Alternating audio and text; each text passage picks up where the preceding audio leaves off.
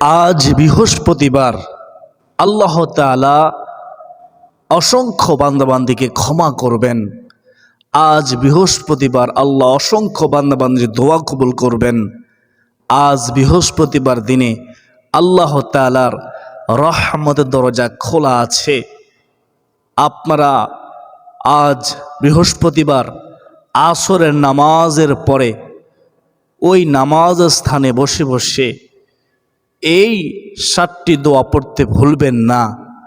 আপনি যখন আল্লাহকে খুশি করার জন্য এই 7টি দোয়া পড়বেন, আল্লাহ তাআলা ডেকে বলবেন, ও আমার বান্দা, আমার কাছে তুমি মন প্রাণ উজাড় করে চাও, আমি আল্লাহ তোমাদের দোয়া কবুল করব, তোমাদের গুনাহ ক্ষমা করব, তোমাদের অভাব দূর করব। বলুন না সুবহানাল্লাহ। সুবর্ণ সুযোগ হাতছাড়া করবেন না। আমরা জেনে নেই কোন 7টি দোয়া কতবার করে পড়ব। আমরা প্রথমত আসরের নামাজ জামাতের সাথে আদায় করে নিব। মহিলা মা বোনেরা ঘরের মধ্যে উত্তম রুজু করে আসরের নামাজ আদায় করবেন। আসরের নামাজ আদায় করার পরে আপনি প্রতিদিন প্রত্যেক ফরজ নামাজের পরে যেই ওজিফা, যেই দোয়া, যে আমলগুলো করেন, প্রথমত সেই ওজিফা, সেই দোয়া, সে আমলগুলো করবেন। যেমন আপনি ফরজ নামাজের সালাম ফিরিয়ে সাথে সাথে সশব্দে একবার আল্লাহু আকবার পড়বেন, 3 বার আস্তাগফিরুল্লাহ আস্তাগফিরুল্লাহ আস্তাগফিরুল্লাহ পড়বেন। তো এভাবে আপনি সুবহানাল্লাহ 33 বার, আলহামদুলিল্লাহ 33 বার, আল্লাহু আকবার 34 বার পড়বেন। একবার পড়বেন লা ইলাহা ইল্লাল্লাহু ওয়াহদাহু লা শারীকা লাহু লাহুল মুলকু ওয়া লাহুল হামদু ওয়া হুয়া আলা কুল্লি শাইইন কাদির। তারপর আপনি আয়াতুল কুরসি একবার পড়বেন। এভাবে আপনি প্রতিদিন যে ওজিফা, যে আমলগুলো করেন সেগুলো প্রথমত আদায় করে নেবেন। তো তারপরে মুনাজাতের পূর্বে 1 নম্বর যে দোয়াটি পড়বেন, এই 7টি দোয়ার মধ্যে 1 নম্বর দোয়াটি হচ্ছে আল্লাহুম্মা ইন্নী যালামতু নাফসি যুলমান কাসীরা ওয়া লা ইয়াগফিরুয যুনুবা ইল্লা আনতা ফাগফিরলি ফাইন্নাহু লা ইয়াগফিরুয যুনুবা ইল্লা আনত। আপনার কাছে দোয়াটি কঠিন মনে হতে পারে। দোয়াটি কঠিন না। এই দোয়াটি আমরা নামাজের শেষ বৈঠকে পড়ে থাকি। হযরত আলী রাদিয়াল্লাহু তাআলা আনহু রাসূলুল্লাহ সাল্লাল্লাহু আলাইহি ওয়াসাল্লামকে প্রশ্ন করেছিলেন, ইয়া রাসূলুল্লাহ, আমাদেরকে এমন একটি ইস্তিগফার শিখিয়ে দিন যে ইস্তিগফারটি আমরা নামাজের মধ্যে পড়ব। তখন রাসূলুল্লাহ সাল্লাল্লাহু আলাইহি ওয়াসাল্লাম এই দোয়ায়ে মাসুরা, এই ইস্তিগফারটি, এই দোয়াটি শিখিয়ে দিলেন। এজন্য আমরা নামাজের শেষ বৈঠকে এই দোয়াটি পড়ে থাকি। এটা বলা সুন্নত। প্রিয়দিনী ভাই বোনেরা, এই দোয়াটি আমরা 3 বার পড়ব। এর অর্থ শুনেন, আল্লাহুম্মা ইন্নী যালামতু নাফসি যুলমান কাসীরা। আল্লাহ, আমি আমার নফসের প্রতি জুলুম করেছি। আমি আমার নফসের প্রতি অনেক জুলুম করেছি, অন্যায় করেছি, অবিচার করেছি। ওয়ালা ইয়াগফিরু যুনুবা ইল্লা আনতা, আপনি ছাড়া ক্ষমা করার আর কেউ নেই। সুবহানাল্লাহ। ফাগফিরলি, অতএব আল্লাহ আমাকে ক্ষমা করে দিন। মাগফিরাতাম মিন ইনদিকা, আপনার পক্ষ থেকে। সুবহানাল্লাহ।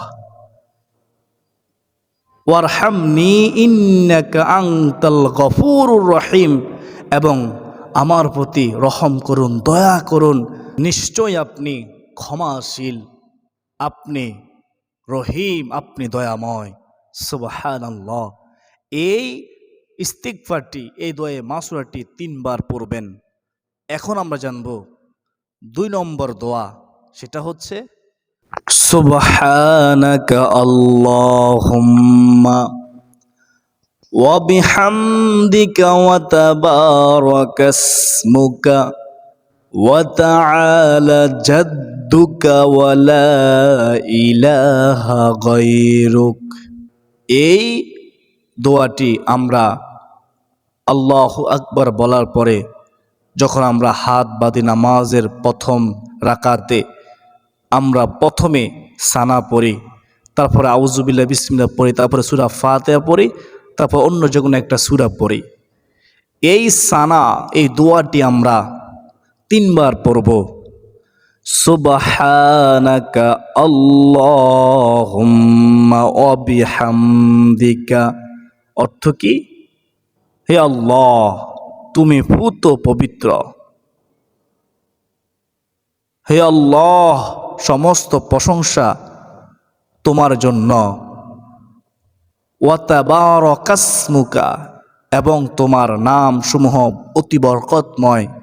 ওয়া তাআলা জাদ্দুকা, তুমি সুউচ্চ। ওয়া লা ইলাহা গায়রুক, এবং তুমি ছাড়া আর কোনো ইলাহা নেই। সুবহানাল্লাহ। এই দোয়াটি, এই সানাটি আমরা 3 বার পড়ব। সুবহানাকা আল্লাহুম্মা ওয়া বিহামদিকা ওয়া তাবারাকা ইসমুকা ওয়া তাআলা জাদ্দুকা ওয়া লা ইলাহা গায়রুক। এখন আমরা জানব 3 নম্বর দোয়া। 3 নম্বর দোয়াটি হচ্ছে আস্তাগফিরুল্লাহাল্লাযী লা ইলাহা ইল্লা হুয়াল হাইয়ুল কাইয়্যুম ওয়া আতুবু ইলাইহি। এই ইস্তিগফারটি 3 বার পড়বেন। আস্তাগফিরুল্লাহাল্লাযী লা ইলাহা ইল্লা হুয়াল হাইয়ুল কাইয়্যুম ওয়া আতুবু ইলাইহি। আস্তাগফিরুল্লাহাল্লাযী লা ইলাহা ইল্লা হুয়াল হাইয়ুল কাইয়্যুম ওয়া আতুবু ইলাইহি। তো এখন আমরা জানবো 4 নম্বর দোয়া, সেটা হচ্ছে আল্লাহুম্মা আনতাস সালাম ওয়া মিনকাস সালাম তাবারাকতা ইয়া জাল জালালি ওয়াল ইকরাম। আল্লাহুম্মা আনতাস সালাম, হে আল্লাহ, তুমি শান্তিময়। ওয়া মিনকাস সালাম, তোমার পক্ষ থেকে শান্তি বর্ষিত হয়। তাবারাকতা ইয়া জাল জালালি ওয়াল ইকরাম, তুমি বরকতময়, তুমি মহিমাময়, তুমি সম্মানিত। সুবহানাল্লাহ। এই দোয়াটি আমরা 3 বার পড়ব। আল্লাহুম্মা আনতাস সালাম ওয়া মিনকাস সালাম তাবারাকতা ইয়া জাল জালালি ওয়াল ইকরাম। আল্লাহুম্মা আনতাস সালাম ওয়া মিনকাস সালাম তাবারাকতা ইয়া জাল জালালি ওয়াল ইকরাম। তো এখন আমরা জানবো 5 নম্বর দোয়া, সেটা হচ্ছে ইয়া হাইয়ু ইয়া কাইয়্যুম বিরহমাতিকা আস্তাগীথ। এভাবে আপনারা 3 বার পড়বেন এই দোয়াটি। ইয়া হাইয়ু ইয়া কাইয়্যুম বিরহমাতিকা আস্তাগীথ।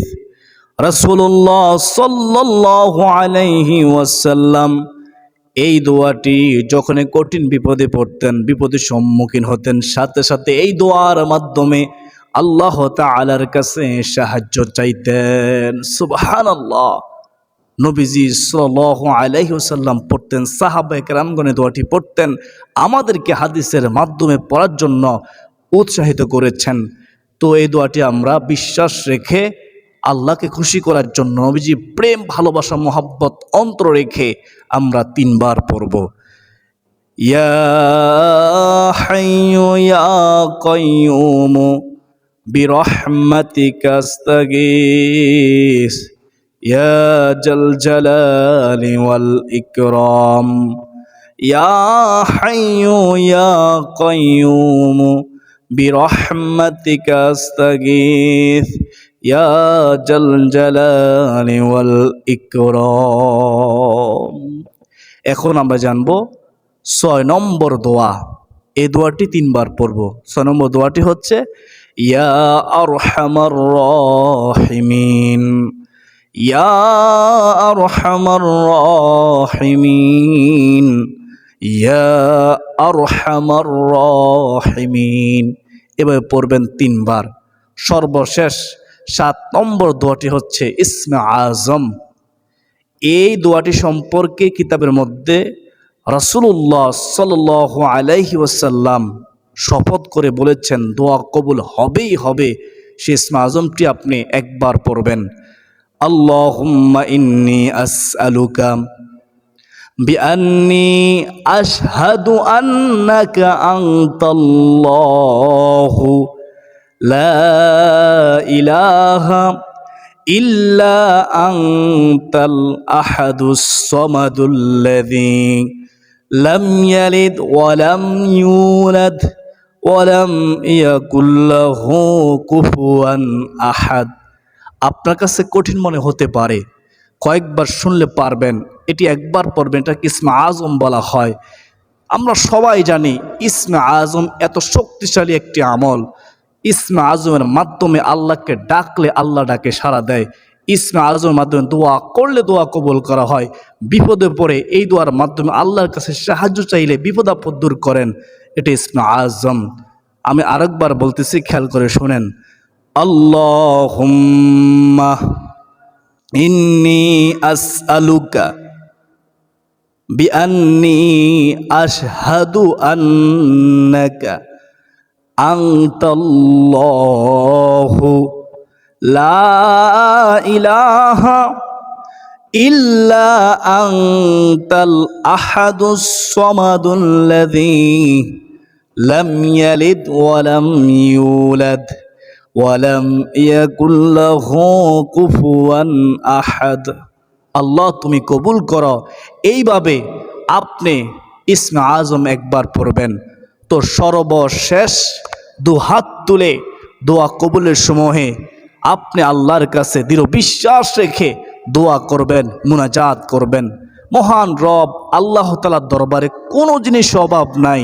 চাওয়ার মতো চাইলে আল্লাহ অবশ্যই দান করবেন। দোয়া করলে আল্লাহ বেশি খুশি হয়। আমরা বিশ্বাস করব যে আল্লাহ অবশ্যই আমাদের দোয়া কবুল করবেন। আমরা ইসমে আজম পড়েছি, আমরা নবীজি সাল্লাল্লাহু আলাইহি ওয়াসাল্লাম শিখানো দোয়াগুলো পড়েছি। আমরা দোয়া কবুলের সময় আল্লাহর দরবার 2 হাত তুলেছি। আমার আল্লাহ অবশ্যই দোয়া কবুল করবেন। এই দৃঢ় বিশ্বাস রেখে একই রেখে দোয়া করবেন। অনেকে অভিযোগ করে দোয়া কবুল হয় না। দোয়া কবুল হবে কিভাবে? যদি আপনি হারাম বক্ষণ করেন। মনে রাখবেন, হারাম বক্ষণকারী শরীর কখনো জান্নাতে যাবে না। হারাম বক্ষণকারী দোয়া আল্লাহ কবুল করবে না। এজন্য আমাদেরকে হারাম থেকে বেঁচে থাকতে হবে। দোয়া কবুলের পূর্ব শর্ত কি? দৃঢ় বিশ্বাস রাখা, হারাম থেকে বেঁচে থাকা। আল্লাহ তাআলা আমাকে, আপনাকে, আমাদের সবাইকে আজ বৃহস্পতিবার দিনে আসরের নামাজের পরে দোয়া ওজিফা আমল করার পরে এই 7টি দোয়া পড়ে আল্লাহ তাআলার কাছে দোয়া করার, মুনাজাত করার, সাহায্য চাওয়ার তৌফিক দান করুন। সকলে বলি আল্লাহুম্মা আমিন।